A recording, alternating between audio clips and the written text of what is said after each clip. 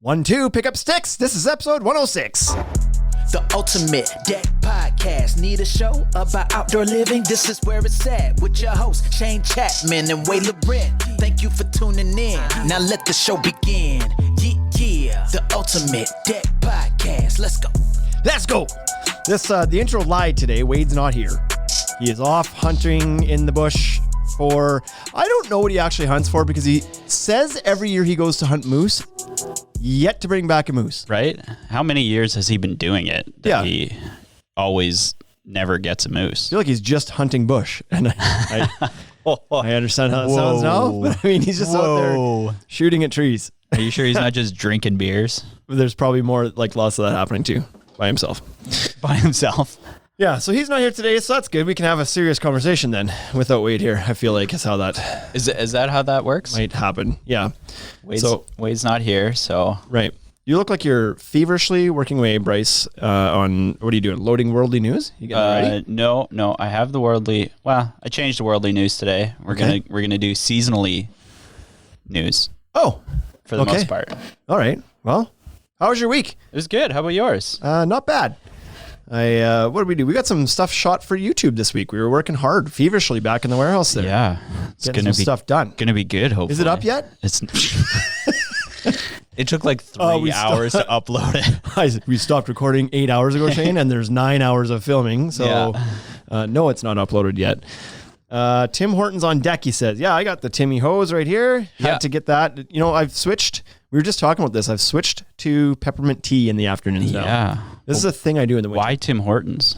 Doesn't McDonald's offer peppermint tea? I don't know. Do they?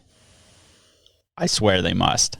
Well, I haven't tried that there. I drink their coffee quite frequently, but I've never actually tried to get a peppermint tea from there. The real story is Tim Hortons is closer to here than McDonald's is to our store. That's true. And I really like the peppermint tea from there. That's fair. So I'm willing to overlook how much they've pissed me off in the past. Yeah. Until I try somebody else's peppermint. That said, I did text my wife today and said, please put a box of peppermint tea on the grocery list to bring to work. So I'm about to cut them out of this again.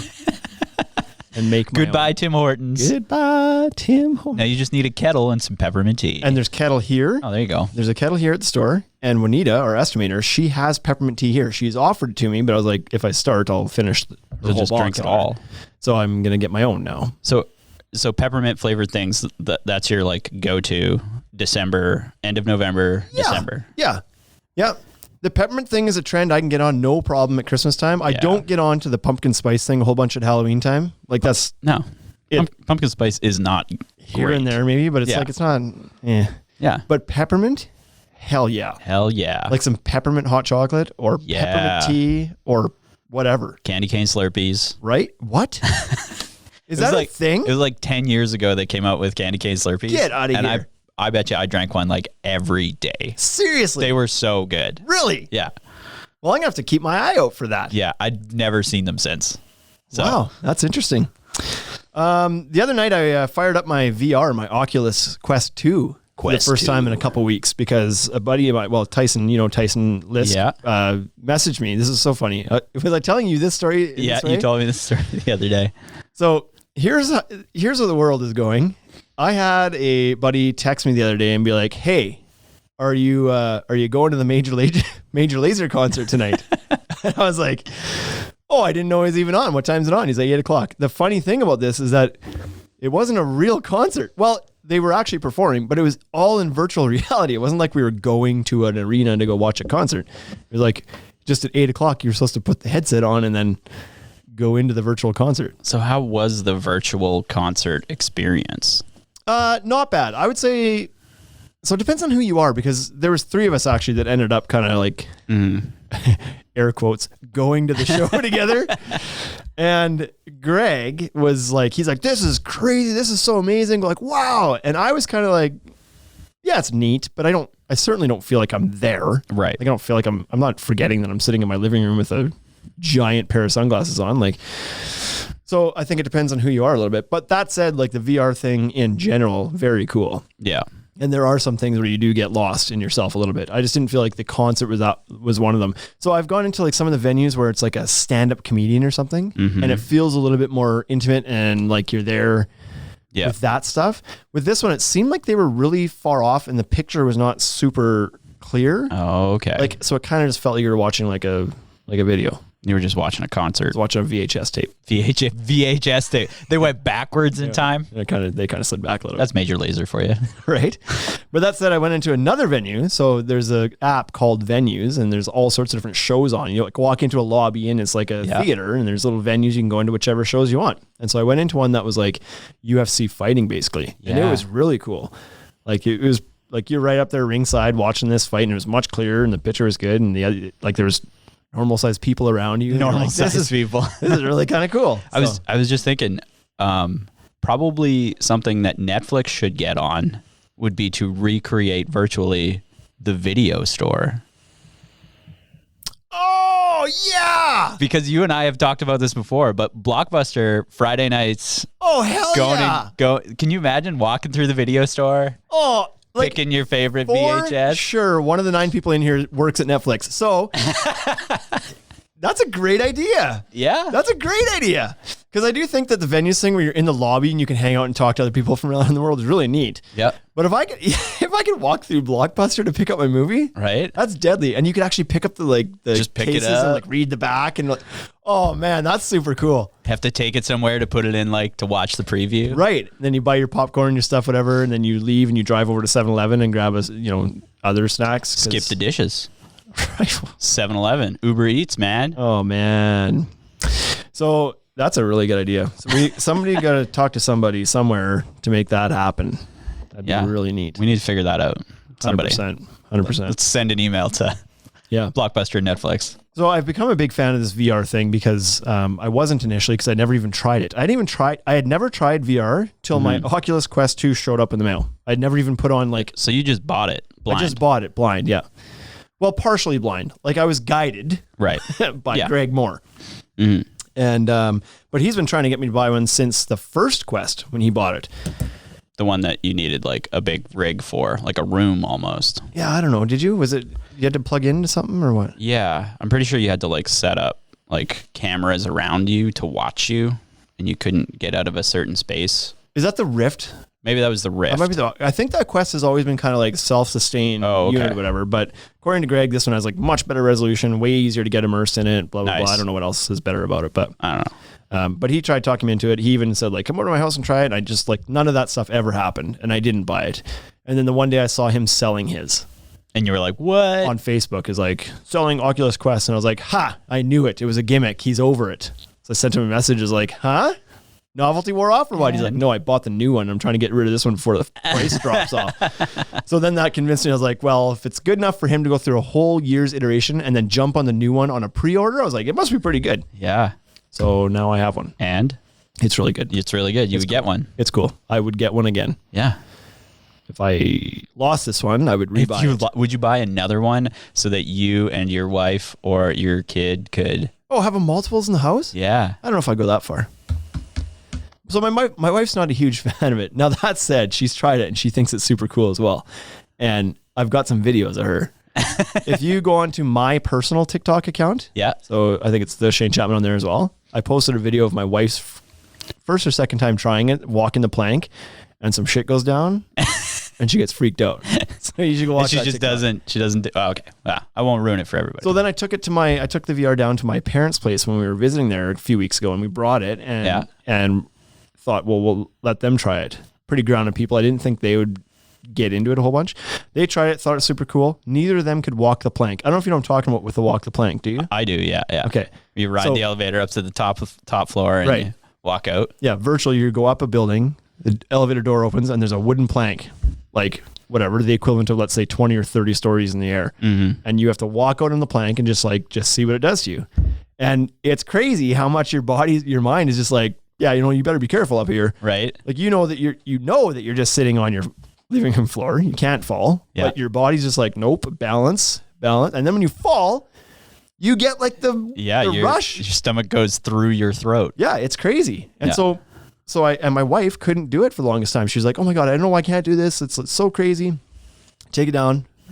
My stepmom nor my father could do it. They're both like, really? Nope. Can't get out of the elevator. And so I thought this was all like Wade had said that same thing. I couldn't even get out of the elevator. I was like, come on. Like, that's, Yeah, it's a video game, Wade. come on, Wade. How You're going to go hunt moose. And yeah, exactly. And then the first 3 people that I tried on also can't do it. So I was like, okay, legit. So anyway, we've hit 10 people in the audience. That means we can get on to the worldly news. Worldly news. Isn't that what that means? Yeah. I don't have it. I don't know. We've never I don't have talked the about opening set up, but you can. We've never talked about that being the thing, but Let's just run it. should we just run it? Just hit the button. Okay. Just so you know, man, I'm working on something very, very big. Very important. You're going to be very proud. It's the worldly news. Okay. Well, you said we've got some seasonal worldly news today. Is that accurate? Yeah. So first we have regular worldly news segment.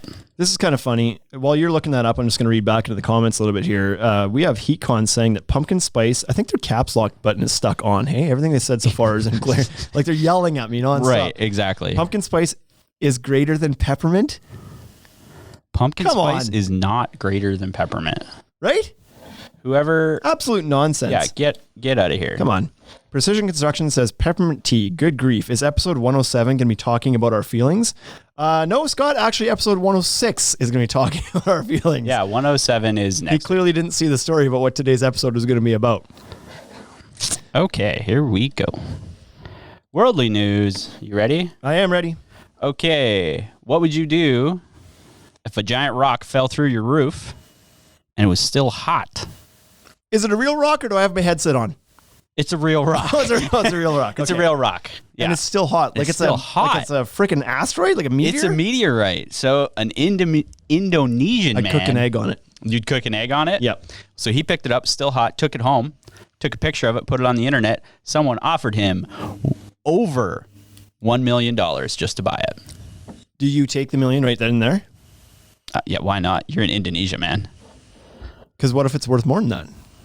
They estimated it to be worth at least 1.8 million US dollars. Okay. And the guy that bought it turned around and sold it right away. For 1.8, Probably. he made his cash. I mean, you just had a rock fall through your roof. Right? And I wonder how much $1 million in Indonesia is worth. Right. USD. And the guy was probably sitting on his couch, like being like grumbling. Yeah, Like, exactly. Well, life's so shitty, and like I never have good luck. Kabam! Exactly. What's that? That's like winning. That's beyond winning the lottery, It is. right? Yeah. So it crashed through his window. How big of a rock are we talking about here? It's probably the size of a football. I don't know if you can kind of see that. Size of a football. Oh yeah, you got it on the thingy there. Yeah. Yeah, that's a lot of dough per pound of rock. Right. And it was still hot. And so what he's going to do with it, the money, he's going to expand his house and I hope fix his roof. Yeah, he's got $10,000 in repairs first. Exactly. And then donate the rest to his local church. Really? Mm-hmm. Okay. How big of a reno is he doing? Is it like a $950,000 reno? And He's buying the whole island of Indonesia. Throw the other 50 at the church, I guess. Simcoe says, did I just join in 30 minutes late and we haven't done the worldly news? Yeah, you joined in late, but we also started quite late. We've only been recording for 13 minutes, so settle down. Okay, holiday worldly news. Shane, how much do you like Christmas?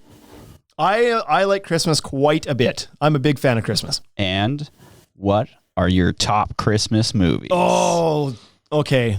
You and I talked about this for 2 hours the other day. I know. Driving to Saskatoon. This could be a podcast in and of itself. It could. So my annual watches, number one is Home Alone. Home Alone. That's the greatest of all time. Home Alone. I will watch that probably no less than a dozen times between now and end of January because it's not over when Christmas is over. My kids also love it. So then They just keep watching we just keep watching it. And you know what? I don't like rewatching movies a whole lot. There's very few movies that I can watch again and again and again. And let me try that again. over and over And again and again. Over and over. over and over again. But that's one of them that I could watch I could watch every day until Christmas. and after Christmas. And I know exactly what's going to happen. Right? It never changes. Right? But that's an amazing movie. I like Is that that Joe one. Pesci? Yeah. Yeah, watch a Joe Pesci get hit with a paint can right? Or touching the doorknob when it's like really hot. And so did we talk about this yet? Have you watched the Netflix show the movies that made us? I haven't watched that one. Was I telling you about it? No. Okay, so they do the Home Alone one. And so Joe Pesci and Daniel Stern have stuntmen in that movies that actually do all these stunts. Obviously, yeah. And so like they actually get nailed to the paint can and whatever. And the scene where Joe Pesci's going to walk up, I shouldn't even call him by his name. We're breaking the spirit of Christmas here. But when he's walking up the stairs, we should call him by his character name. What's his character name though? Marv. Marv, yeah. No, Marv's Daniel Stern's character, Harry. Harry and Marv, the wet bandits. I've watched this movie 100 times, and for some reason I still have to think of what their names are. Well, because they're not. Who cares? Marv! Yeah, so when he's walking up the stairs and they're all iced up, Yeah. and he flies back. So that was a stuntman. They had a couple stuntmen for each guy, and the director had given him no direction as to how he was supposed to fall down the stairs. It was just like, hit the stairs or icy fall down. And that guy walked up there and he hit it, and he just said, like, they were interviewing him on the show, and he just like threw himself up as high as he freaking could. And like he slammed hard on the ground afterwards. And apparently like the whole set was just like mouth open, drop, like, oh my God. Yeah. And then like, cut. Are you? Because he really hits the concrete in that scene. It's like one scene. Yeah, he throws himself like 6 feet in the air and then lands on his back in the concrete. And that was 100% real. So anyway, and then like Marv actually takes an iron to the face. Like they did all this stuff. And I feel like Home Alone 2 is way worse for stunts. Like in terms of. So Home Alone 2 gets me when Kevin's throwing the bricks off the top of the building. Yeah. And Marv keeps taking him in the face over and over again. That's a great scene. That's a great scene. Anyways, Home Alone for sure. Home Alone 2 is just as good in my opinion. Elf is an annual watch. Got to watch Elf for sure. Elf's great. I usually sneak Christmas with the Cranks in their summer. It's not one of my faves, but I'll watch it once every holiday season. Christmas with the Cranks, hey? Yeah. It's Tim Allen. Yeah. I'm a big Tim Allen fan. Santa Claus? The Santa Claus is a really good one. Yeah, we'll watch the Santa Claus for sure. The first two anyway. Mm-hmm. I think it's the first two. And then the third one gets goofy. Is that what happens? Yeah. Yeah. So, So Home Alone's on that list, obviously. Charlie Brown Christmas. I've never been a big fan of the Charlie Brown Christmas. Nah, me neither. Doesn't do it for me. A Christmas Story? Nope. Yeah. See, I've never watched that either. Rudolph the Red-Nosed Reindeer, though. Is there a movie that's like the Rudolph the Red-Nosed Reindeer? Yeah, the claymation. One to watch? The claymation one. Oh, yeah, okay. Isn't that one kind of like sad? Like, I mean, it's a little racist. And old and like terrible. Is it? Yeah, okay. Anyways, there's probably some other ones that I'm not thinking of. But yeah, I'm a big fan of Christmas. I love Christmas movies. What about Die Hard? That's the question. So I don't remember ever actually watching Die Hard. I know I have watched it when I was a kid, but it's been a long time, man, like 30 years. Mm-hmm. But the movies that made us, there's an episode about Die Hard 2, and I watched it. And that's the Christmas movie. Yeah. Both of them, right? Yeah. They're the Christmas movie for people who don't like Christmas movies. Right. And so what's the other one too? The Polar Express. That's not a bad Polar Express Christmas is movie. bad. Tom Hanks. Yeah. You were telling me about one though on the way to Saskatoon that I hadn't heard of before with who? Kurt Russell. Kurt Russell. I want to say John Travolta, but I was like, it's not John Travolta. So the new Christmas movie, in my opinion, is The Christmas Chronicles with Kurt Russell. Okay, I got to look that one up yet. So that's going to have to happen. So that's just a little talk about Christmas movies. Mitcon Dex says Christmas Vacation. Yeah, it's hard not. I don't make that one of my ones, but I'll watch it some years. Yeah. National Lampoon's Christmas Vacation. Yeah. Lethal Weapon got on the list. I don't know why. Okay. And so did Gremlins. And I didn't realize Gremlins is set at Christmas. Okay. And it's directed by Steven Spielberg. So what are you reading? This is a list of the top Christmas movies? Top 15 Christmas movies of all time. According to who? They're high. People. Anyway. A lot of them are like some of the old ones, right? Like A Christmas Story. And I get why some of them are on there. They're classics. They have to be on the list. Even if I don't appreciate them for what they are. Right. Exactly. Now, the final thing, because this will be out in a few weeks, about Christmas is 10 weird facts about Christmas that you probably didn't know. Okay, let's roll. December 25th was was originally a pagan celebration. Okay. Nobody knows when Jesus of Nazareth was born, and nobody celebrated his birthday for hundreds of years. And December 25th was chosen because of the winter solstice alone. Alrighty. So For me, it's never been a religious holiday for me. I understand that Yeah. it is, but it's not about that for me. I'm not a religious person per se. I don't go to church. So for me, it's just about like family and friends and food and like Santa. Yeah. Santa Claus originated from a newspaper ad. It was the first time a picture of him was seen. Okay. Was it the famous Coca-Cola one? We always talk about how he's red because of Coca-Cola. Is that true? I think that is true, but the original ad was in a newspaper for toys and gift books in the mid-19th century. Whose ad was it? Does it say? Doesn't say. Ah. What's another one? We Wish You a Merry Christmas was originally a threat. How? In what way is that threatening? The ever-popular song was originally sung loudly and repeatedly by crowds of rowdy, lower-class servants demanding booze from their masters, or else they won't go away until they get some. Okay, now I see it. Now I get it. Okay. What's another good one here? They won't go away until they get some. Right, exactly. Yeah, the makes 12 days of Christmas, how much do you think it costs? How much does what cost? The 12 days of Christmas. To who? Well, the 12 days of Christmas are 12 gifts, right? Oh, like the actual. Oh, I see. I don't know. Are we? Take a stab. Is inflation being in the $67,000? They're looking at about $1.3 million. Holy smokes! They figure about $100,000 per Lord a leaping, and $100,000 to cover the birds, rings, milkmaids, so on and so forth. I guess I didn't include buying of people. Multiple in there. people. It's just the frankincense. I was going after Frankincense and myrrh. going after just the easy to purchase things that you can get anywhere. Yeah. So that's some Christmas facts for you. Other than the Christmas tree is also a manufactured tradition from the Victorian times. That's about it. Okay. Well, that was a fun little seasonal edition. Yeah, We're a little bit early. This is going to air on the 28th, I believe this episode will be on. And so Right we're ahead. before. But that's tree time right there. A month before. Exactly. That's when you put your tree up. Yeah. So now it's okay. We can talk about that. Now it's okay. Yeah. So That's the end of the world news. Let's roll in. That was a good one. I enjoyed that. Not super funny, but very like That's on I was topic. into it. Yeah. I was into it. Right. Got my peppermint tea. I was ready for some Christmas chat. We don't have Wade here to... Right. Yeah, because he's a Moose it freaking up. Grinch man too. He doesn't like Christmas? He doesn't like anything. It's like anything that kids get happy about, he doesn't like. Like he's just like, He doesn't like... I don't know if that's him or if that's, as he calls her, Big Red rubbing off on him or what. But there's just like this time of year, it's just like Halloween, they lock their doors and it's like Christmas. Really? Oh yeah. And it's like, go away world. Grinch. Now it's time to get on to the topic. Time to get on the topic. So we had to have a little bit of fun because this is going to get a little heavy. The topic today, a while back, I was just thinking about this the other day, that it had been a while since we did an episode around mental health. And back, it was in our old studio. So it was about a year ago, probably about this time, we did an episode. We had Jim Demerian from, what's the organization called? I know what you're talking about. Boy, oh boy, I don't know why I can't think of it right now. Anyway, a mental health initiative in Understand Us. It's called Understand Us. Yeah. And so there's been some shit that went on with Jim in the last little while. He's no longer there.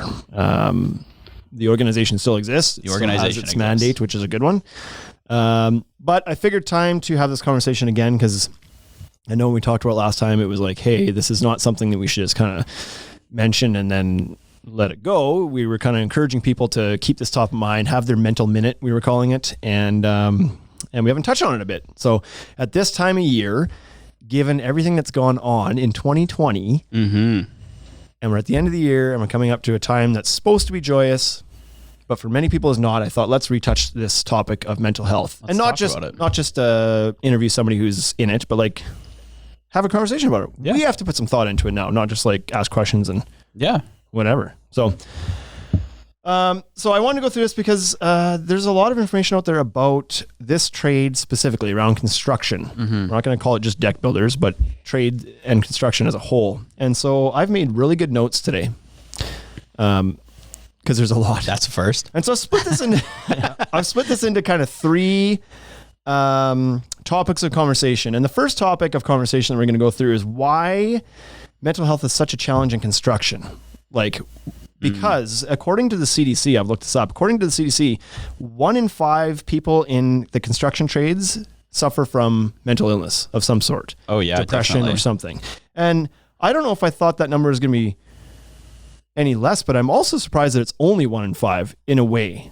So I wonder, and I didn't look into the entire context of their classification of what they considered to be. And maybe this was 1 in 5 that are like clinically depressed or something. Maybe, I'm not sure, but my guess is that probably more than 1 out of 5 have some struggles with mental illness. That's just severe. And so also the CDC had said that the construction trade is one of the highest risk occupations for suicide and mental health. Oh, wow. Mental depression. I wouldn't have guessed that. So it's an at-risk occupation. Do you think it's due to the type of work or other stresses? Right here. Oh, okay. Yes, right here. I got 20 reasons. 20 reasons why. Let's hear them. It might not be 20, but it's close. So we'll go through this and be like, okay, well, why? I mean, for somebody who's worked in the trades, some of these things are quite obvious. Some might not be, but I'm just going to go through this list and we can kind of chat about it as we go. So number 1 is that the work you're doing is physically and mentally challenging to begin with. So some more physical than others. Like obviously if you're slinging, steel beams and bolting them on skyscrapers all day long, that's maybe a little bit more intense than building fences is. But at the end of the day, you're still taxing your body. It's physical work. There's a lot of figuring out and mentally processing and fixing problems in your head and everything. So it's just a challenging job in both capacities. So. Yeah, I think people who don't say that construction is mentally challenging are flat out wrong. Right. And I think maybe sometimes the general public doesn't give the trades the respect they deserve as far as how mentally challenging this thing is, this occupation is, because a lot of them look at it and be like, oh, it's just a big dumb guy swinging stuff together. And they think it's kind of a brainless occupation. It's absolutely not. I can tell you that I'm really smart. And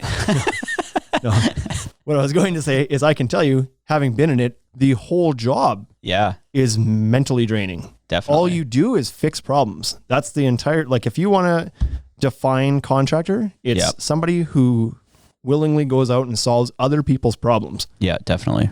And not only from the fact that like, how do I get my roof to stop leaking? But like, then you start the job and problems come up. And so on the fly, you're trying to solve problems too. It's those on the fly problems that really cause a lot of stress, I think. Right. Exactly. And so the second one, and I honestly think this is probably one of the biggest culprits, is that this industry is typically male dominated with this kind of tough macho attitude around it, where guys who are walking around slinging hammers and whatnot are expected to be tough. Yeah. And unfortunately in our world, tough means you don't talk about your problems. You're the rock. That's right. You don't get to cry. Yeah. You don't get to whine about what's bothering you. And I think that this industry, and this is certainly, I don't mean to paint everybody with the same brush, but obviously with the statistics being that this industry is one of the worst hit with depression and whatnot, this rings true in a lot of cases, is that this is a bit of an issue. The fact that guys are expected to be so tough and whatnot just because they're, and there's more and more females getting into this industry too, but females I think are a little bit more willing to be emotional than men are. So there's this kind of social construct that really kind of turns men away from wanting to be open in the first place. And then they get into this kind of industry where it's really frowned upon. Yep. And you're just with a bunch of other dudes who are all supposed to be tough. And so I think that's probably one of the biggest things. There's a stigma around talking about feelings. Oh, guaranteed. Because of that, like hyper masculinity. Right. Right. Yeah. So, I mean, we can probably understand that when you walk into a job site, you're probably not going to walk in there and tell people about how you feel. Right. Because if you dare to, you're just going to get ridiculed from the 3 other guys on site. Like, unfortunately, that's kind of how it is. That's the fear, right? Yep. And that's probably just as like, that probably compounds the issue, right? Right. This like stress, fear of like, I can't talk to anybody because if I let anybody know, Right. they're going to. So not only are you not able to talk about what's bothering you, but you've added another layer of something that's bothering you again, because you know you can't really Exactly. express yourself to the guys around you. Competitive work environment. So I think this means just maybe even from peer to peer, like within the same crew, like maybe you're expected to be, you're kind of competing against each other to be the efficient guy or whatever it is, but also just the nature of that job. Like I've been in jobs where, yes, the company has competitors, but I don't feel like I'm personally competing with the company's competitors, where as with contracting, especially on smaller crews, you are feeling the pressure against other competitors personally on the job. Like it's every job comes down to you winning the bid against somebody else. Definitely. There's a pressure added there. Well, and I would agree with like on a small crew basis, you're probably competing against each other a lot. Yeah. You don't like, again, back to this, this is why I said that masculinity thing and this macho male dominated thing is a big deal. You don't want to be the slow guy. No. On a crew of 4 dudes who you're all tough and everything. You don't want to be the guy who can't lift the 3 bundles of shingles. You don't want to be the guy who swings the hammer slower, because you get it again. You get shit on again. Yep. Constantly. So yeah. Next one is alcohol and substance is almost normalized in a lot of trades. Obviously if you're working in a larger business that has kind of policies in place that don't allow that kind of thing, sure. But if you're just like a one-man roofing crew and you're doing it with your buddies, you know, and again, I'm not painting everybody the same brush, but it's obvious that sometimes that's more okay than it would be at a day job at an office or something. To crack beers at the end of the day, or to be drinking all night and going to work the next day, or to be smoking on the roof, or like whatever it is, right? So there's substance issues. End of season layoffs, which this is very topical right now. Yeah, definitely. Your job security is not what it might be in a different occupation. You may have seasonal layoffs, and that wears on you. How am I going to pay my bills over the next little while? Do I go on EI? Am I getting my job back? Like there's a constant wavering there, or it's very cyclical with the economy. Like you're safe and the economy's pumping, but when it slows down, you never know when you're next on the block. Right. Like the oil industry is really bad for that for a long time. Right. Separation from family. So you're in those kinds of trades, you're not working typically a 9 to 5 and going home, see the kids and the wife. You are often you're working out of town, or you're working longer hours. You're not seeing your family as much. So there's that. And you're like physically exhausted generally by the time you get home. Right. No, and 100%. Mentally. I know that my ability to help out around the house with my wife and family now that I'm working a more kind of like office job again. Yep. Versus when I was on the tools and working 10 hours a day in, 35 degree / 100 degree weather. You're coming home at 6:30, 7 o'clock at night, and just like, you just crash. Yeah. Right on the couch. Yeah. And it's like, you don't help with anything. It's like, I freaking can't. The second I sit down, I'm just done for. Like, I'm just beat. Exactly. Yeah. And so, and then that causes stress within your relationships and everything too, right? Commodity pricing fluctuations is something I just kind of added in here. So, and this year's has kind of shown that, like, there's that added stress. Maybe not if you're just one of the employees, but if you're the guy running the business and you've quoted out a bunch of jobs and the pricing's not stable on things, and you've got to have these conversations with your customers, or you've got to eat it, which is a common phrase, that adds stress to things. Deadlines. In fact, deadlines are pretty hard and harsh with a lot of jobs, especially if they're commercial type projects. You're working against tight deadlines all the time, and then that leads to those longer work hours and like the stress. Unexpected like weather and like other things to like really, because you're like construction, you're generally outdoors, right? Yeah, right. A lot of times, yeah. So there's a lot of unexpected problems that no one can control that show up too. Well, and you're also in a queue of other trades often, especially in commercial work. You got to wait for somebody else to be done their stuff before you can start your stuff. But there's also an overall budget and timeline. Yeah, and somebody else's timeline being off messes your timeline, and so exactly. It just compounds. Impatient customers. So, unfortunately, for a lot of trades, you are your own boss kind of thing, and you deal directly with the customer. It's not like you're working at Verizon and you get some shitty customers sometimes, but at the end of the day you hang up the phone and that's over for you. It goes to somebody else. But with this, you're in it to the end. Shift work, back to, I guess, how much time you're spending away from work. Shift work can be hard on people's bodies and minds. Sleep deprivation. So sometimes you just can't get a good sleep because you're overtired and overworked and your body hurts and whatever else. Or you get up at 4 because your crew, like a lot of different reasons why you might be missing out on sleep. Chronic pain is one of the next ones. So, I mean, you hear from carpenters all the time that have been in the trade for 30 years and their bodies are they're wrecked by the time they're 45 or 50 and they just can't do it anymore. But you go home with that pain and carry that on your body and your mind all the time. And it's going to lead to the sleep deprivation. And oh yeah, it's just like every one of these things that you've said, they'll like chain into each other. Right? They're all tied together. Performance pressure. So schedule, we talked about this a bit, schedule, budget, quality. All of these things are on your mind all the time on every job. You never get a break from that mental kind of tracking those things. And the final one I put on here was social media. And the reason I put that on there is because there was a quote I read from Brian Baumler, and I can't remember the exact quote, but it was to the effect of the problem now is that we've all got to put on this pretty face and act like everything's perfect all the time because the world's watching us now. Yep. And so we're forced to kind of actually bury that stuff even further than we might have before. So you're trying to put on and create this, like you're acting in your own body. You're kind of putting on a smiley face for the camera kind of thing. But sometimes things aren't always as good as they seem. So that's, I don't know, that was probably close to 20 reasons why this industry specifically might be a little bit harder hit by mental struggle. Yeah. I think those are all like super valid. Like especially the social media one, like right at the end there. Yep. Because a lot of people do put on that face and that facade of everything's all right, I can handle it, right? Like that, back to that hypermasculinity and being like super tough, right? 100%. Like I can take everything that the world throws at me. Yep. And then they put on this like big smiley face and look what I can do. But then they never really deal with the issues. Right. Because like, I think it would help deal with the issues if you could put out there that you're super happy and everything like that, as long as you're dealing with that background stuff. Yeah.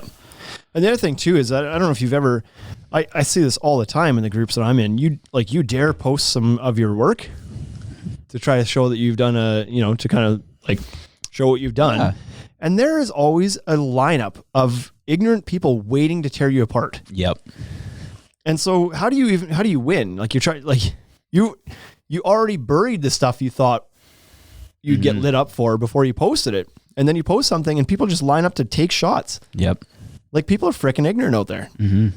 And like some platforms are worse than others. But I mean, I see it all the time, and I just like somebody posts something and I'm like, here we go. Before it even starts, I just know that they're going to get racked over for something stupid. So do you feel that like if you were to post more stuff, like just not care and just be like, oh, just post every day about it. You know what I mean? I think it helps sometimes because some people are getting better at this. They're posting their mistakes. Yep. They're posting a little bit more real stuff. Like, hey, I know. Yeah, exactly. I could have done that better. I know that. But at least then you're owning it a little bit, right? So I think by owning it, it kind of takes the leverage away from the people that are out there just to like shit on people. Mm-hmm. Because what are they going to say now? Right. You're not hiding anything. You post a picture and be like, yeah, I know I wasn't supposed to do it like that, but I did. Right. Exactly. It takes away the opportunity for somebody else to jump in and be like, you idiot. You obviously don't know what you're doing. Like, anyways, you see it all the time. It's crap. Mm-hmm. So those are the reasons. Why is construction one of the highest risk industries? Mm-hmm. There we go. There's 20-ish reasons.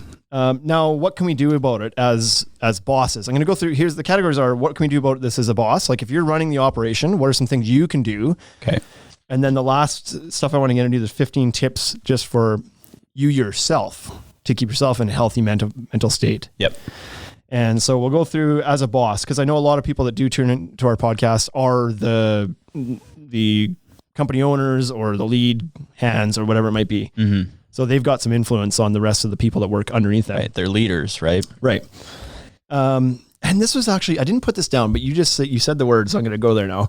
I read one part too that said within these industries, a lot of times people are promoted into supervisory positions based on skill, their skill or their time on, and not for their leadership qualities. Exactly. So you get a guy who's like, he's the lead hand on this job because he's the best carpenter, but that doesn't mean he knows how to lead people and help people and, create a healthy culture and whatnot. So, and this industry is just kind of strife with that. It's just like, the best guy is the boss, the best skilled guy, which doesn't make any sense. Yeah. Right. Yeah. I mean, I think it would be different if the leaders weren't paid more. Do you know what I mean? Like if you were taught to lead a team and you were paid the same as the rest of your team or slightly more, but you know what I mean? Like, Yeah. because they get put in that position to get a pay raise generally. Right.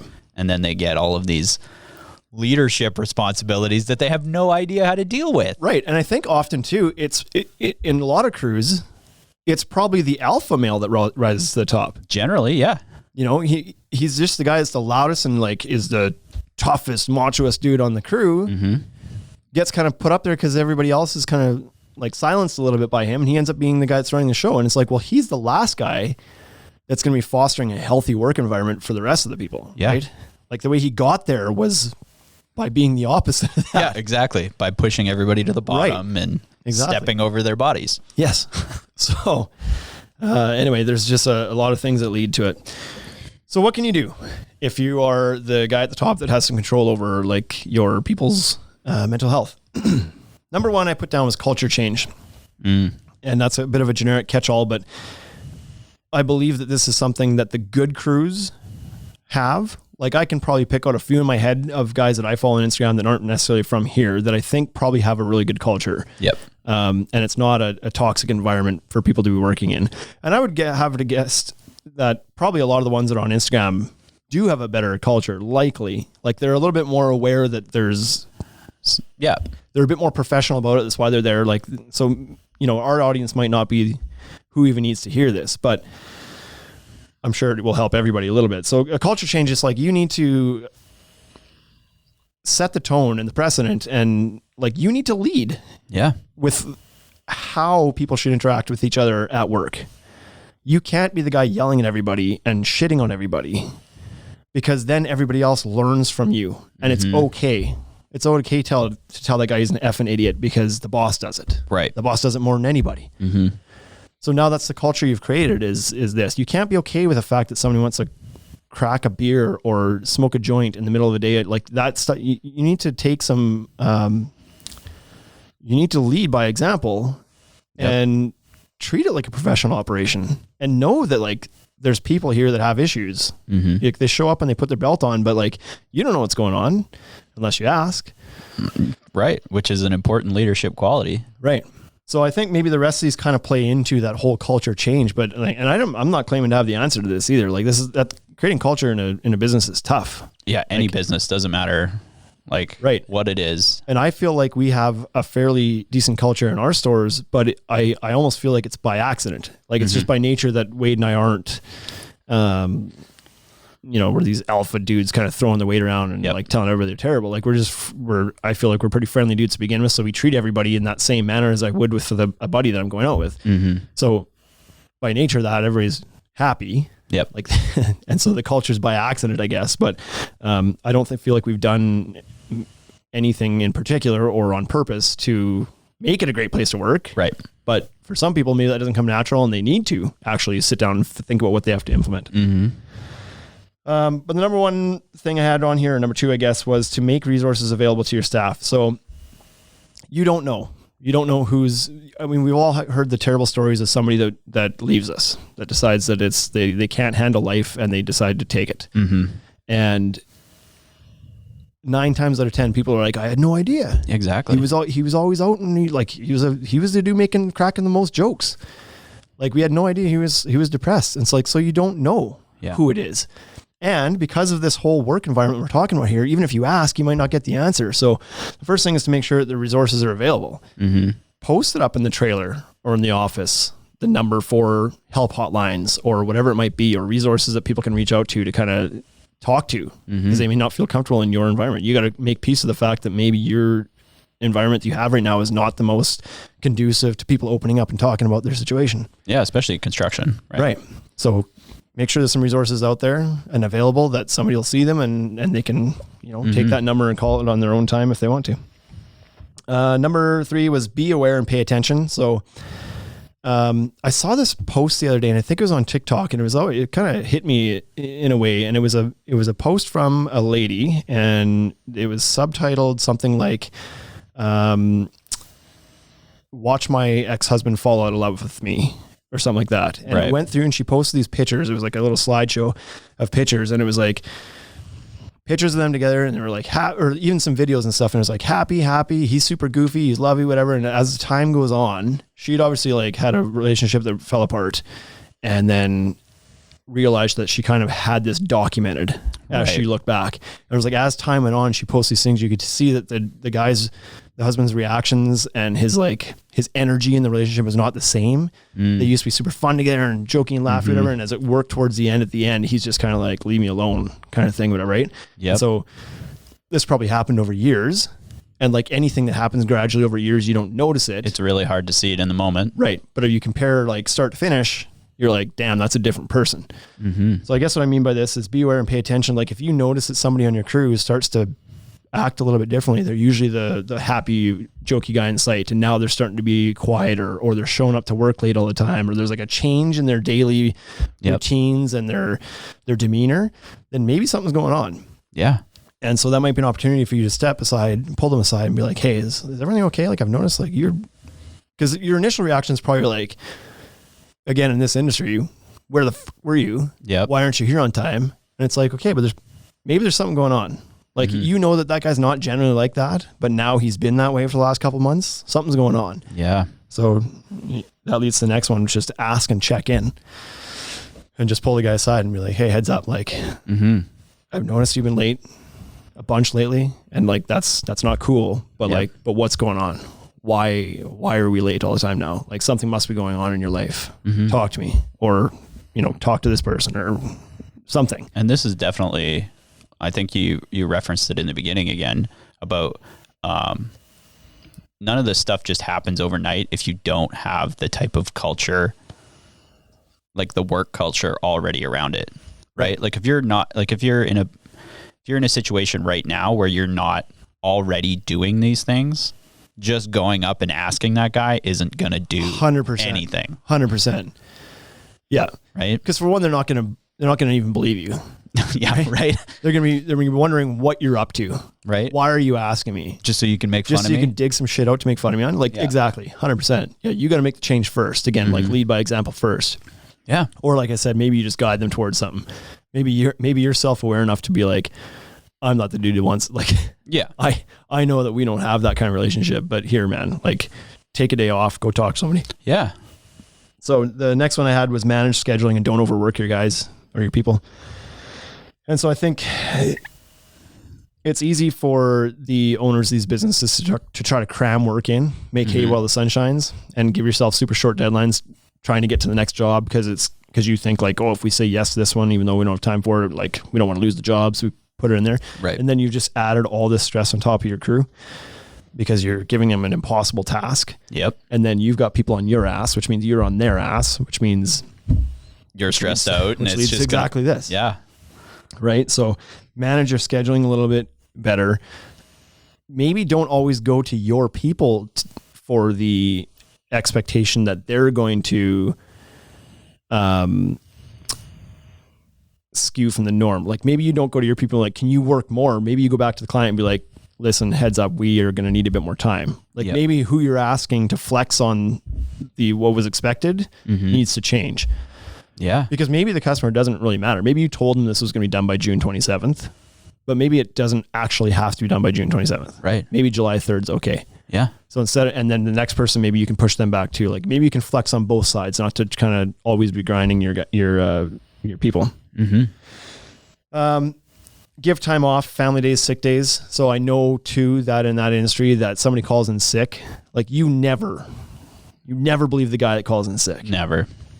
And I think that goes for a lot of occupations, but probably again, more so in these kind of hyper masculine, macho areas. Like, oh, you got the sniffles. Like nobody ever believes that somebody's too sick to come to work. Yeah. Well, I remember like surveying, like I've done some construction, but surveying for me was very similar to this.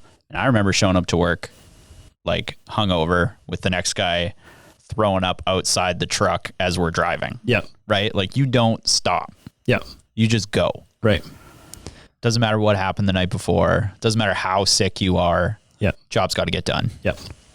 So and in some areas, you're required to give a certain number of sick days. In most areas, I don't think you are required. Like you might be required, you have to give them the time off, but you don't have to pay them for it. No. And so it depends on operation, I'm not going to tell people they should have paid sick days, but you need to know, I guess, that sometimes people need a day off, Yeah. whether it's for family time or their own mental health or because Exactly. they're physically sick or something. And so it's about creating an environment where they feel comfortable in asking for that or taking that when they need it so that they don't burn out. Yep.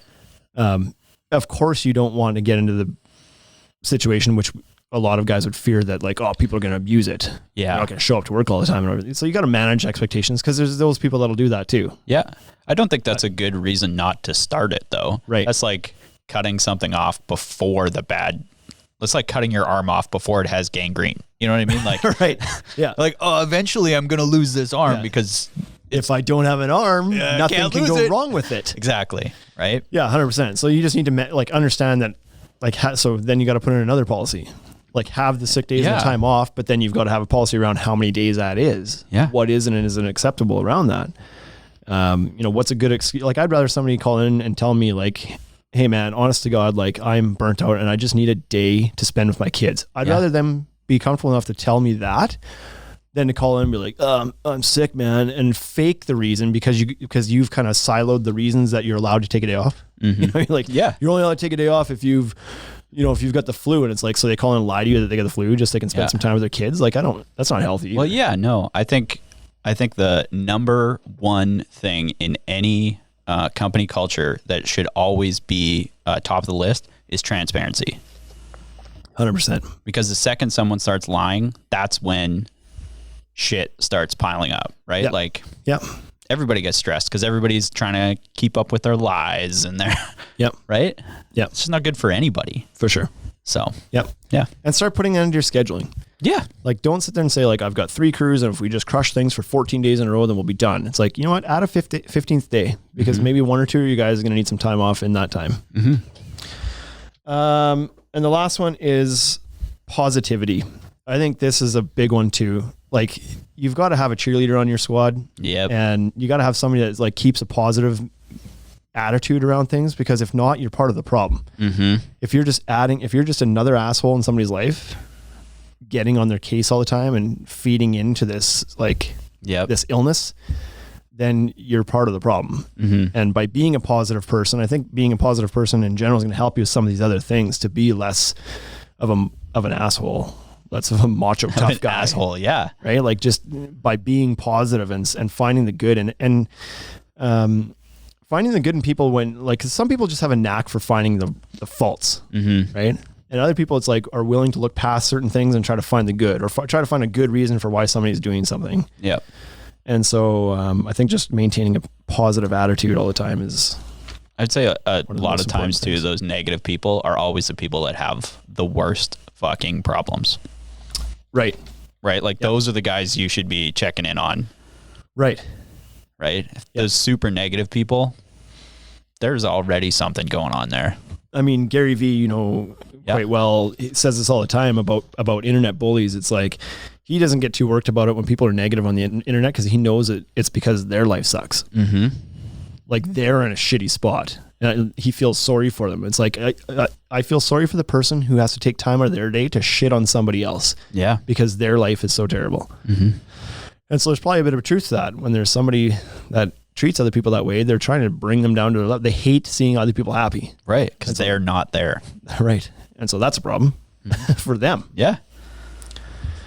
So now we're going to get into just tips for everybody to kind of ensure your own mental health is in a good state. And so some of these are going to be super obvious, others maybe not. But number 1 is to eat healthy. And hey, by the way, I've always said on every episode of this podcast, when we talk about something, we're not exercising everything we talk about. We're just like, we're 2 guys coming up with ideas. Yep. And they're like, we're not short on ideas, but we don't act on all these things either. So eat healthy. And I don't do terrible on this. I'm not the worst guy out there. I go in spurts here, but but I know for sure that I feel a lot better about myself when I am on a healthy kick than when I'm on a shitty 100%. kick. And so there's something to that for sure. Number 2 is exercise. Now listen, we're just 2 guys coming up with ideas here. Deja vu all over again. But again, to this, I know when I'm on a kick, when I'm exercising, I feel a hell of a lot better about myself. Yep. than I do when I'm not. So eating healthy and exercise goes a long way. And number 3, I think these are kind of like the big 3, is get a good sleep too. I think sleep is underrated. Sleep is underrated because, and I've only recently come to terms with how this makes me feel. I would say in the last couple of years, but I've always been a night owl. Yeah. Naturally. I have no problem. I didn't have a problem when I was younger. Staying up till 2 a.m, no problem. And get up at 6 and go to work. Like, I could do that. But I feel it now, man. Like, if I stay up till 2 or 3 and I get up at 5:30, 6 o'clock, man, my day's shitty. Coming and then back I to haunt crash. you. Yeah, and then I crash hard the next day. Like, there's nothing efficient anymore about me staying up late to get some stuff done because I'm just going to lose the entire next night. Yeah, exactly. And so I now also know when I've been getting a week of like solid sleeps, I've been going to bed at 10, getting up at 6, and it's like, oh, I nailed 8 hours. I mean, not fall asleep right away, but 7 or 8 hours a night feels different to me now than it used to. And not getting sleep, I know. It's a big deal. I know. Yeah. So, and again, for guys that are younger, they might not feel this yet, but it's coming. It's coming. I used to, when I was like 20, maybe just 20, whatever, and had a job going to university and stuff, I could go out all night. Oh yeah. I could be out partying all night till 6, go home, shower, go Bart's to on work, broad. right? Go to work and be fine. Yeah. Like I'd be tired, but I could make it. Not now. Have you tried that recently? It wasn't that long ago, actually. To be quite frank, I did that back in COVID times. So when COVID, like back in March, my family went down to the family farm and I was like, okay, I'm going to get some work done this week. And I pulled an all-nighter one night and I don't remember why, but I was still here when people were showing up in the morning. And then, yeah, I did go home and went to see. You were making that book. Yeah, I did go home and get some sleep at that point, but yeah, it was a dumb idea. Wrecks you for days now. Avoid alcohol and dependency on other things. So drugs, alcohol. I feel like this one's easier to say than not. Either you have a problem with this or you don't. Exactly. So if you don't have a problem with it, it's easy to avoid it. Mm-hmm. And for somebody who has a problem with it, it's not as easy as saying, don't do it. Yeah. Like if that's your natural crutch. Yeah. So, but I guess maybe what this should be say is find help with those things. Mm-hmm. Find another outlet other than alcohol or drugs to help with your problems. Yes. I guess. Be aware that that's a problem. Maybe more so than anything. Number 5, put technology down. That's tough. Speaking of tough things to tackle yourself, hey? Yeah. Oh, but our live ended. I know that with putting your technology down and connecting with people in your house again feels good when you actually are able to do it. But it's a tough thing to break that addiction. Yeah, definitely. To technology and step away from it from time to time. And I find it especially hard because I am very tied to my technology because of work. I spend a lot of time on social media doing social media things. Yep. Or whatever it is, right? Or texting people or emailing. And what I find tough now is that during the day, I'm often too busy to really be doing too much of that during the day. Like I'm maybe checking in here and there, but I'm not spending time doing what I need to do or want to do on technology. Mm-hmm. So it's not until I get home where I'm like, oh, now I have some time to sit in front of this thing for a minute. But it's like, no, this is not the time. No, exactly. You find the time somewhere else. But it's easy to get home and be like, yeah, well, I haven't been on here all day. I need to catch up. I need to like post the things I was going to post today and didn't have time to do. And it's like, yeah, but this is family time. And so I think we all need to realize that putting that down and connecting with people is probably a more important thing. Well, and like even from like I've read quite a few articles like from a scientific background that the LED screens really screw with your brain. Right. Like activate it right before you're going to go to bed. Right. And really screws with your sleep. I've read a lot about that. I don't experience that. I'm the opposite, man. No, you're just I am. So I know that they talk a lot about like the blue light thing and blue light filters and how reading before bed or being on your technology before bed like does something in you that keeps you awake. But I'm the type of guy my brain is so active that if I don't go to bed completely exhausted, then I need to read my phone until I am. Right. Because if I just try to like put everything down, go to bed, not super tired, I will lay there and my brain will start going. Yeah. And I will have to get up. In 40 minutes, I'll still be laying there wide awake and be like, I got to go do something now. So to me, I find it helps personally Fair enough. Yeah. to sit there and read my phone because that puts me to sleep, honest to God. Yeah. If I'm laying down, reading my phone, I'm dropping that phone on my face within 7 minutes for sure. And then starting myself awake, doing it again and again, and then be like, okay, this is enough. Put it down. So anyway, number 6 was spend time with family. This goes hand in hand with putting that technology down. Yep.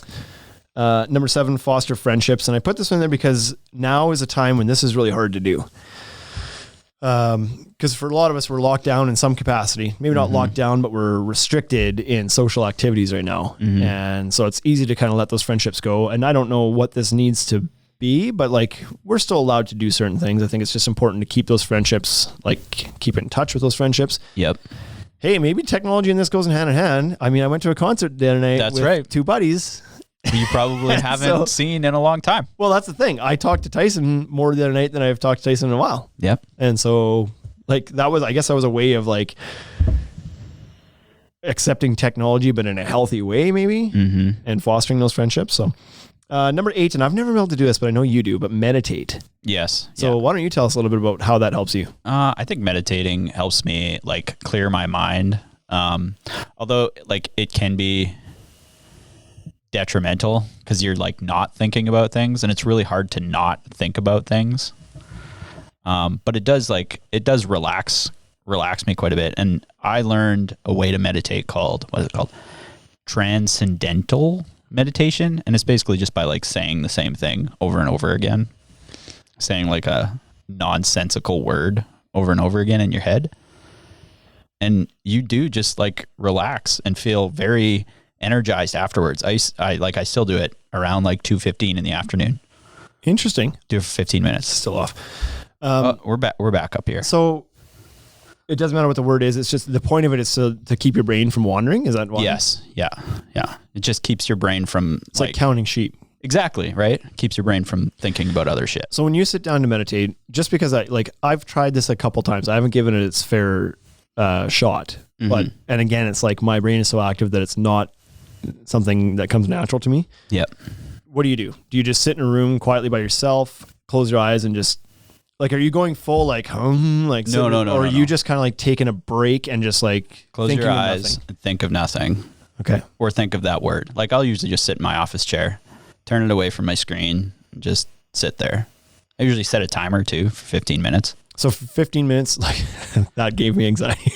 You're like 15 minutes, I can't do anything. Minutes? I was like, I could do this for 2-3 minutes.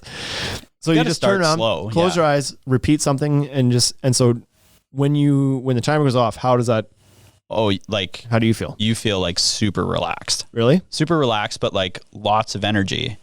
It doesn't matter like what you're doing beforehand either.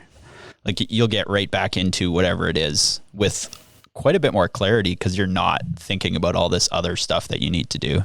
Right. You still off over there? Yeah, I'm trying to log. It's just like it keeps telling me that it's ended. 1, 2, 3, Facebook 4, Live. 5, 6, 7, 8, 9, 10. Everybody else is in? We got 8. Okay, well, it's just me then. So anyways, I think I feel like I'm going to give that a shot You again. should then. give some, Tim Ferriss does it. Because I also, part of it is that I have not known how. Yeah. And the times when I look into like how to meditate, it's kind of it's more like, sit down and be super zen about things. And it's like, that doesn't come natural to me. But we've talked before, especially on our other podcast, the other 18, about the whole sensory deprivation tanks. Yeah. The float tanks. Mm-hmm. And for the same reason that I don't do well with those, I think is why I don't do well with meditation. It's tough for me to sit there and not think about something. Mm-hmm. But something as simple as just like repeat the same word over and over again makes sense to me. It gives you something to focus on. Right. Right. I could probably do without it now, but I know in the beginning it would be like 2 or 3 minutes in, and yeah, you'd be thinking about things going on in the other room, right? Like that. Like, do you ever notice that you can like almost hear stuff going on in the other room while you're sitting here if you're not like really focused on stuff? Like your mind kind of wanders, right? Yeah. That's what thoughts are, right? Right. There's always something going on that you're always trying to listen to really hard. Right. And so just putting something in front of you, like that mantra over and over and over and over and over again, Okay. Well, I'm going to try that for sure. Number 9 is to be open and ask for help. Mm-hmm. And so I think this is just more about not being afraid to voice how you're feeling or if something's bothering you. I'm really good at burying stuff. So I don't know how to diagnose myself with this whole thing. I don't feel like I express myself well. I don't think I tell people how I'm feeling ever. Mm-hmm. But I also don't feel like I'm negatively affected by that. I don't, and maybe I'm just not aware of like the stress that is like what's bearing on me because of it. But I don't tell my wife hardly any of my struggles. And maybe that's like a protective thing in me that I don't want to put that on her. Mm-hmm. But I don't come home at the end of the day and tell her how I feel about like what's stressed out. She asked me how the day went. It's like, usually my answer is like, oh, it's good. I did whatever. Like, Yeah. I kind of like, maybe I'm kind of like guarding a little bit, protecting her from like from knowing that I'm stressed out about, cause I don't want her to stress out about my stress. Right. I feel that too. Yeah. And I feel like I handle it a lot better or easier or I don't know than she does. So maybe that's why I hold on to it so much, but I'm just not naturally somebody who tells other people, because I'm also a huge believer that like I'm in control of how I feel. Mm-hmm. Definitely. And the stresses that are being caused to me are I'm in control of those things for the most part too. I'm very much like purebred entrepreneur in that way. That's like, I'm in control of my life. Nothing happens for like an accident reason. Right. Yeah. So exactly. I don't know. Maybe it's all part of that too. So do you do anything to let those stresses go though? Is there anything that you do? No, I dwell on them. Yeah.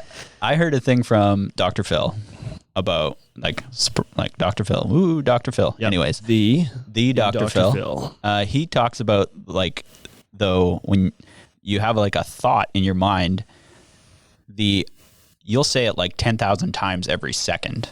Right. Right. So if it's a negative stress, you're really screwing with yourself. I hear you. Like, you think it's bad that someone's going to make fun of you? So I'll be honest, and this is maybe why I feel that like I'm so in control of things, but honestly though, if I'm stressed out about something, the only thing that makes me feel better about it is to sit down and do it. Well, there you go. And face it. Yeah. Sit down. Like if I'm overwhelmed with things to do, the only thing that'll help me get out of that funk is to sit down, make a list of the things I need to do, and then do them. And throw that list out. Yeah. Then lose the list, get stressed out about not being able to find the list, but just like tackling them. Yeah. Head on.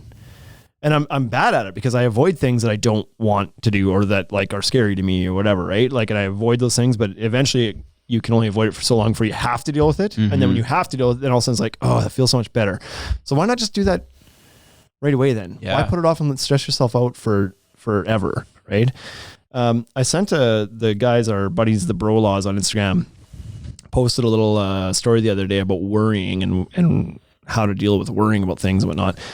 And I had come across a quote myself that I sent to them, and it says, "A wise man once said, worrying doesn't take away tomorrow's troubles, it takes away today's peace." Mm-hmm. And like, that hit home. That's solid. For me. That one did. Because that's absolutely true. Right? Like worrying about things it solves nothing. No. It just makes you feel worse and worse, and it ruins your current day. Exactly.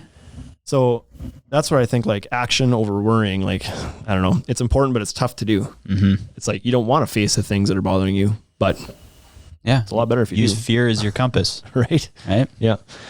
Number 10, get outside and enjoy some fresh air. So that's also something that's maybe a little bit tougher to do these days. But you know what? The outside is the one place that nobody's locking us down. No, exactly. Right? You can be outside and do outside activities. So, you know, like my wife even just texted me yesterday or today, wanting to do something with the kids this weekend. She's like, "Do you think it's safe to go to Climbers this weekend?" And this is a sad story because Climbers is like a little indoor play center. Huge playground. It's pretty cool.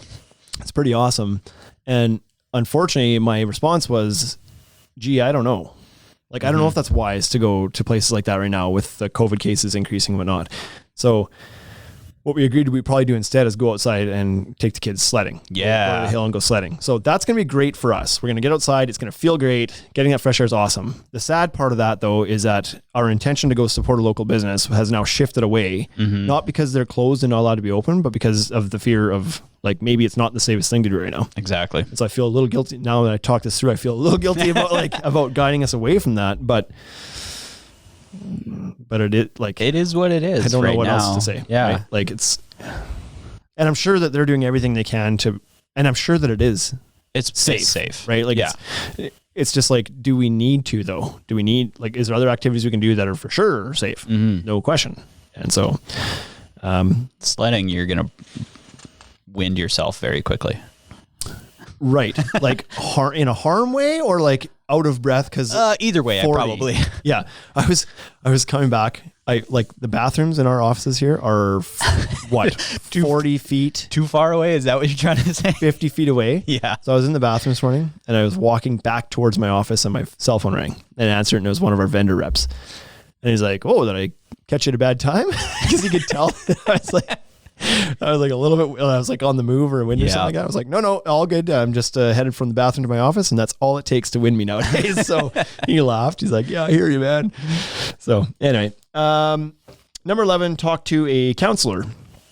And so I think a common misconception that people have is that you need to be broken before you go talk to a counselor. There needs to be a problem that you've like hit rock bottom or you've hit an unsolvable struggle before you can go talk to a counselor. And I don't think that's the case at all. I think that going and talking to a counselor can help avoid getting to the place where you feel like you've lost, like where you're in a major struggle.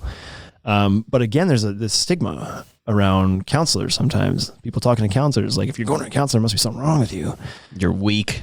Right? You can't solve your own problems, etc. And so, I mean, I probably even had that opinion myself before I went to the first counselor I went to. But I've learned that like it helps sometimes just to go to talk, just to, again, let that stuff out to somebody who's neutral, who's not going to react in a certain way, just lets you figure things out on your own by talking about them out loud. Yep. Because that's what I found in my past, is that just by me voicing and talking about it, I kind of find my own answers, but without having the conversation, without like committing some time and some thoughts to it, you just never come around to the solution. You just hold on to the problem. You know what I mean? Exactly. And so I've not found that the value in a counselor is that the counselor is going to solve the problems for you. It's that they put you in the environment and allow you to solve the problem yourself. And they might be able to give you some guidance along the way, but so anyways, I think that's important too. If you're just feeling a little bit off, don't be afraid to book something with a counselor and go talk. 12, be the change and encourage conversation. So in your group of friends, if you guys aren't currently having these conversations, how's your mental health? How are you feeling? What's going on these days? If nobody's doing that now, it's unlike anybody, like nobody's going to start out of the blue. Right. Unless you do. Like it's going to take one person to make that normal. Need that for action. Somebody, right? Yep. And so I know a lot of times when we see people after a little bit of time, it's just like, "Oh, how's it going?" And it's like, or "What's new?" People like say, "What's new?" And it's like, so maybe that needs to change a little bit. Maybe it's like, "How you been doing?" Yeah. Instead of just like, "What's new?" and kind of fluffing things off and not meaning anything. Like maybe we can be a little bit more intentional about giving people the opportunity to talk about themselves a little bit. And when someone asks you that, maybe giving them an actual answer. Yeah. Right? Be specific. Yeah. I always find, this isn't completely related, but I said the "what's new" thing. I always find it funny when you see somebody after like 15 years and you say, "What's new?" What's new? Everything. Yeah. And your answer is like, "Well, not much. How about you?" Are you kidding me? Yeah. A third of your life has passed. How has nothing new happened? But anyways, there's just the opportunity to give an opening for the conversation beyond these surface level, like, how you be and then on you go kind of thing. It's just like talk a little bit deeper. Check in with your family, friends, and colleagues. Same thing. Yep. Just check in. I often don't ask my wife, try to get beyond a surface level answer. Like I always ask her how her day was. I always ask her how she's doing, but I never kind of press to be like, "What's really on your mind?" Like, is there something you want to talk about? Right. Or even my teenage son. Like I know he's got some shit going on right now. And so I need to find a way to allow him to kind of open up to me too, but that's a rough time. Teenage. Right. Enjoy healthy hobbies. So, I think you need to have your own life a little bit too, right? When you're in relationships, you need to find something that's kind of yours to enjoy. And right now it's hard again during this COVID stuff because all your activities are shut down. Maybe you play hockey, but your hockey's shut down, or maybe it's going, but you're not playing it because of certain reasons or whatever. Yep. there might be activities. Like I know that we finally kind of got my teenage son into some things he likes, but now all the activities are shut down. Like You can't even go do them. Right. There's no extracurriculars at school for them to partake in. And so now it's like, it's harder to find the hobbies, but I think it's important for people to have something they care about outside of work and family. Like, is there something else that gets you excited or whatever? Because that helps to alleviate stress and whatnot too. If you have something to look forward to each week that you get to go to. I know when I was playing hockey, that was often it for me. It's like you wake up and it's like, oh, it's hockey day today. And it's like just that little burst of excitement. Yeah. Kind of put you on the right step to start the day. Yeah. So, and finally, number 15, I have volunteer. Whoa. Where I was going with this is I think a lot of people struggle mentally because they don't know their own self-worth. They don't know how to define their worth. Like, who are they valuable to? Especially if you don't have a family, or if you have a family, but you don't feel like you're killing it. You know what I mean? Like, you don't feel like you're the greatest husband or the greatest dad or whatever. And, I think by volunteering gives you some purpose, potentially, if you can get out there and help other people. Yep. And so just putting yourself in front of, maybe you go volunteer at a kitchen or something, and you're giving people that are in need something. It kind of gives you your own self-worth a little bit and gives you a bit of a boost, and not to make it sound like you're using other people's misfortunes to kind of boost yourself. But hey, if you put yourself out there and you're doing that, you're helping everybody. Yeah. You're helping. And it's going to make you feel better too. So I thought that was maybe a good one. Again, I need to exercise that one more myself too. But do you think that could be something as a boss that you could try and implement in company culture? I think that'd be a great thing. If you took your crew or your people or whatever to, maybe that's what your Christmas party is this year. Yeah. We're not allowed to have Christmas parties because of certain things. Maybe instead of going and, the last couple of years we've done escape rooms, and I don't know what the situation is going to be on that but I always thought that was a good, like, kind of team bonding and a fun thing to do at the end of the year. Yep. Maybe instead you do go, volunteer somewhere for an evening or something, and or do some sort of Christmas gift, surprise, like whatever it might be, right? Or whatever it is. Yeah. Something like that, help others. But anyway, I think that's probably something that kind of gives everybody a little bit of a mental boost. Definitely. Yeah. Confidence. Not thinking about yourself. Right. And just like, and unfortunately, because you might be helping out people that are worse off than you, again, not to use their situation to boost yourself, but maybe it can make it click with you too. Like, you know what, shit's not that bad. Right. A little reality check. Because a lot of us can be worse. Right. A lot of us can feel pretty sorry for ourselves for a variety of reasons, and stress over things that maybe aren't that big a deal. And not to minimize your problems, but maybe it's not actually that big of a deal. Right. Maybe you're stressing about things that don't need to stress you out. There's lots of times that, and for everybody, I'm not telling anybody how to deal with certain situations either, but I know between my wife and I, because she does stress over things a little bit more, sometimes that she brings problems to me that I'm like, what are we worried about here? Yeah. This is nothing. Like, we can fix this. Why are we stressing about this? And so maybe you do get worked up over little things that are easily solvable, or just need some perspective. Yep. To be like, listen, it might seem tough, but you have a roof over your head, you have a job, your bills are paid, your kids are happy, everybody's healthy. Like, let's check in on that a little bit. Yeah. So, any other things that you wanted to add to that? I kind of threw that topic on you. We didn't really talk about this too much beforehand, but it was a great topic. Is there anything you wanted to add to this whole topic of mental health? No, I think you nailed it. I thought it was very, it's like, we're an hour 20. Right. And only 15 of that was like wasted, as people like to say. Absolutely wasted. Solid hour talk about mental health. Yeah. But I just think it's important to have the conversation. Like I said, this industry is not killing it as far as keeping their people mentally healthy. It's a stressful industry, and a lot of people need to have this conversation. Unfortunately, it's not, like, it's almost become commonplace on your Facebook feed for people to be losing people, especially right now. Right now, yeah. Because this whole COVID thing, like they said, it's like, you see a lot of those arguments out there. It's like, COVID, yeah, not good.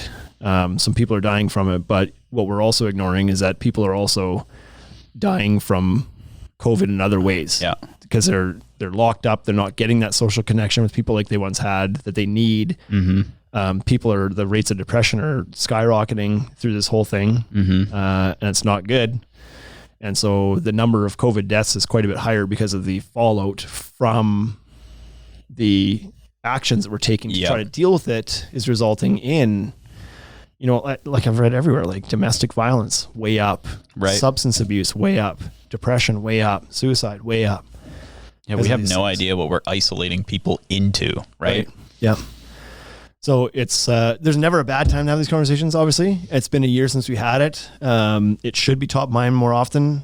So hopefully, by us having this conversation, and you know, the 400 people that are going to listen to this, hopefully, some of them take some of this and be like, yeah, you know what, I need to make this a little bit more of a priority. Yep. For myself, for my family, for my people around me, and if one person finds their way because of just having the conversation, Yeah. then it's worth the hour and 20 minutes we put into it. Definitely. So anyway, if that's all you got, Brace, we're gonna turn this off today. What are you doing for Christmas this year? Are you like, this is a big thing. Nobody knows what to do for Christmas. Are we allowed to do anything? I'm staying home.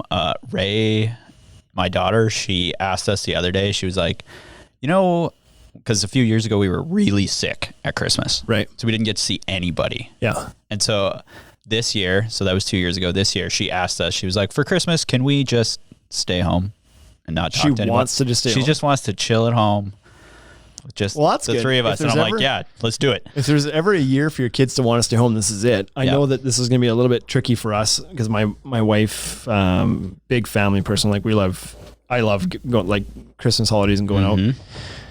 And with so much uncertainty around things right now, like she's gonna be pretty devastated if we can't go see her parents or our families at Christmas time. So Yep. touch and go here right now. But I mean, at least where we are, they've kind of stepped up the I don't know if I should call it lockdown, but they stepped up the measures against COVID right now to where gatherings in your house are max 5. Private gatherings. So yeah.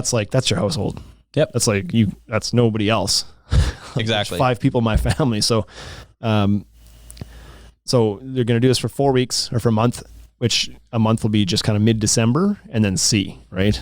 So it's going to be, we're talking about like getting closer to people and having more social contact and like opening up to people. And then right in the midst of this, it's like, we might lose Christmas Right. on this. Was going to put some people in some bad headspace. Also going into winter, which is Notoriously depressing. notoriously depressing, and a lot of people struggle to get through winter. Yeah. So your vitamin D is down, you're not getting sunlight, you're not outside, you're not, and it's just a depressing time of year. So we're heading into a rough patch. So hopefully this conversation can be Useful. heard by Yeah. people and they can like act before the worst of it gets here. So hopefully this is all for naught. We did something. Hopefully the Christmas season is still allowed to happen here and things take a turn for the better here in the next few weeks, but we're not in control of that. I guess to a certain extent we are, but it is what it is. Yep. Until next week, everybody, thanks for tuning in. Hey, thank you for listening to the Ultimate Deck Podcast. Now you know what we're about. Check the site, come and shop. UltimateDeckShop.com. Hit us right away for sponsorships or tell us if you want to collaborate. Let's go. Check us out on any social networks. Thank you for listening.